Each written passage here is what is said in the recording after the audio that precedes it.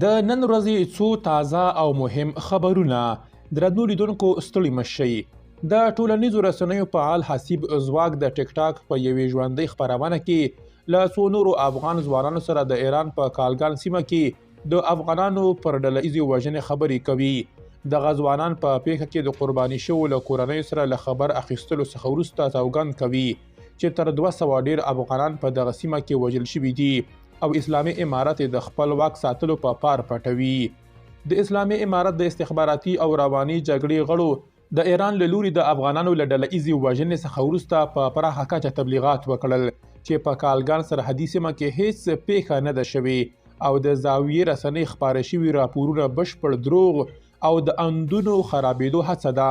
خو نن خپله اسلامي امارت منلي چې پیښه رامنځته شوې ده او افغانان پکې وژل شوي دي.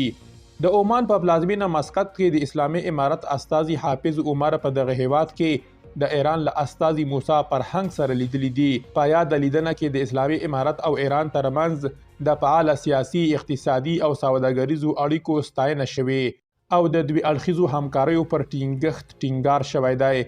په عمان کې د ایران او اسلامي امارت استازي په داسې محل کې دوستانه لیدنه کوي چې جوخت ورسره اسلامي امارت هم د ایران په کالګان سیمه کې د افغانانو ډله ایزه وژنه ومنله. په دې تړاو د ټولنیزو رسنیو یو فعال احسان الله پښتون لیکلي زموږ هیله دا وه چې اسلامي امارت به په کابل کې د ایران استازی احضار کړي او له تهران څخه به خپل استازی راوغواړي او له دې سره بیره به د غچ اخیستلو په اړه پریکړه وکړي. خو اسلامي امارت د ګاونډیو په غلامۍ کې دومره ډوب دی چې د خپلو مادي او سیاسي ګټو لپاره یې د 40 میلیونه افغانانو پر ټپونو مالګه واچوله او پر دغه غمجنه ورځ له دښمن سره دوستانه ناسته وکړه. په ایران کې ایرانی الاصل جرمنی اعدام شو. په غبرګون کې یې د جرمني استازولۍ فعالیت ودراوه. استازی خپل هیواد ته وګرځید او په آلمان کې د ایران استازی په سختو ټکو احضار شو. خو پر موږ تپل شوي مړسترګي واکمنان د شاوخوا 300 افغانانو د ناڅرګند برخلیک پوښتنه نه کوي. د پاکستان ډان ورځپاڼه لیکي چې د خیبر پښتونخوا په بنو کې د اپریشن پر مهال 3 پاکستانی پوځیان وژل شوي دي.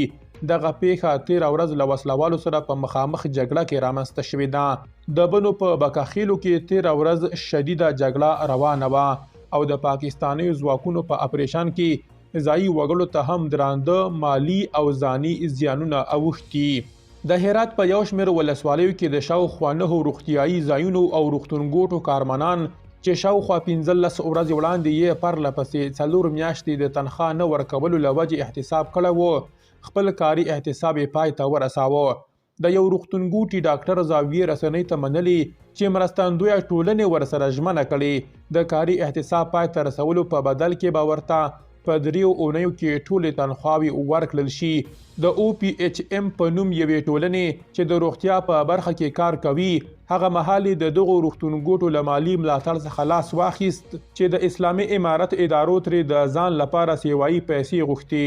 خو دغه ټولنه چمتو او صوب نه وه نو د یادو روغتونګوټو مرسته یې غوڅه کړې وه. د ننګرهار لپاره د اسلامي امارت د رسنیز دفتر مسؤلان وایي په نازیانو ولسوالۍ کې امنیتي مسؤلانو هغه 2 کسان نیولي چې پر وګړو به یې د مړو چرګانو غوښې خرڅولې. دوی په ګاډو کې د پلور ځای ته د نوي مړو چرګانو د لیږد پر مهال لاس په لاس نیول شوي دي. پر سوداګریزو توکو بار د چین اورګاډی د یاد هیواد د جیانګسو ولایت له یو لوجستیکي ځای څخه د افغانستان د حیرتان پر لور روان شوی چې په حیرتان کې به خالی شي. اسلامي امارت دا د دوی او چین ترمنځ د سوداګریزې راکړې ورکړې پراختیا لپاره یو لوی ګام یاد کړی دی. اسلامي امارت په یوې خبرپاڼه کې لیکلي چې د دوی د رئیس الوزرا لخوا د جوزجان په شبرغان کې د هغو 6 نوزیږو ماشومانو له پلار سره 2,500,000 افغانۍ مرسته وشوه چې له زیږېدو 2 ورځې وروسته مړه شول. د محمد امین په نوم د دغو ماشومانو پلار د ماشومانو له مړه کېدو څخه وروسته ویلي مېرمنې هم د اقتصادي ستونزو له وجې له بد حالت سره مخ ده. تر زیږېدو وروسته ډاکټرانو د ماشومانو او مور روغتیایي حالت د ډاډ وړ ښودلی و خو بیا هم ماشومان په یو ځایي ډول مړه شول. د ننګرهار د منځۍ جلال آباد په 9مه ناحیه کې د لرګیو پلورلو په یو ګودام کې اور لګېدنې مالی زیانونه اړولي دي خو یو ځایي اوسیدونکي زاویې رسنۍ ته ویلي چې د اور وژنې ډله سیمې ته رسېدلې او د اور د پراخېدو مخنیوی شوی دی. د غزني د آب بند ولسوالۍ اړوند تودي چینې په سیمه کې د کابل او کندهار پر لویه لار د 1580 ډوله سپرلۍ وړونکي بس او یو کرولا ټیکسي ترمنځ د ټکر له امله د یوې ښځې په ګډون 4 کسان مړه شوي او د 3 ماشومانو په ګډون 15 کسان ټپیان دي. زاویې رسنۍ ته سرچینې د یوې ویډیو په لیږلو سره ویلي چې ټپیان د روغتیا پالانو لخوا د غزني روغتون ته لیږدول شوي. سرچینې د یو ټپي حالت نازک ښودلی او دغه پیښه یې د سپرلۍ وړونکي بس د ګاډیوان د بې پامۍ له کبله رامنځته شوې بللې. پر افغانانو د اسلامي امارت له لوري د ژوند کړۍ له تنګولو سره یو شمېر افغانان وایي چې دوی دین تر ګیرو محدود کړی. په ټولنیزو رسنیو کې یو په عمر پوخ افغان د اسلامي امارت له چلند څخه شکایت کوي او وایي د اسلامي امارت غړي ورڅخه د زړو جامو او ډوډۍ پوښتنه نه کوي خو هر ځای ورڅخه د ګیرې پوښتنه کوي.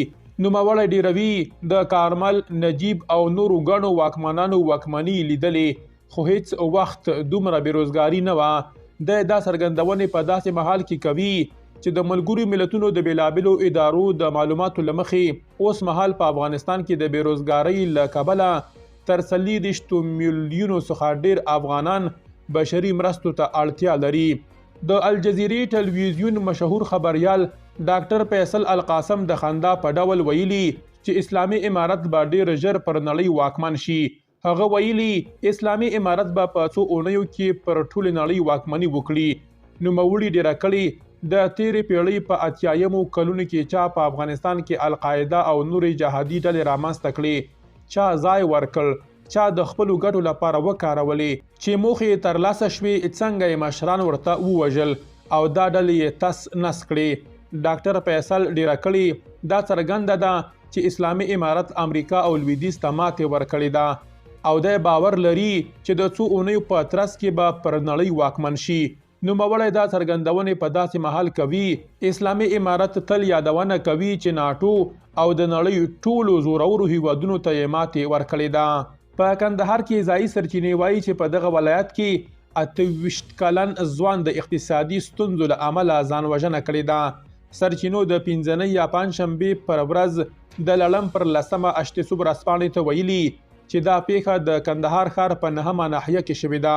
د بلوچستان په مستونګ سیمه کې یوې چاودنې د ښوونځي د ماشومانو په ګډون 4 کسان وژلي او 15 نورې ټپیان کړي دي.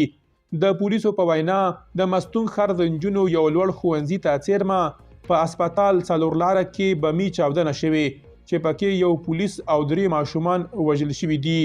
درنو لیدونکو له ملتیا مو مننه.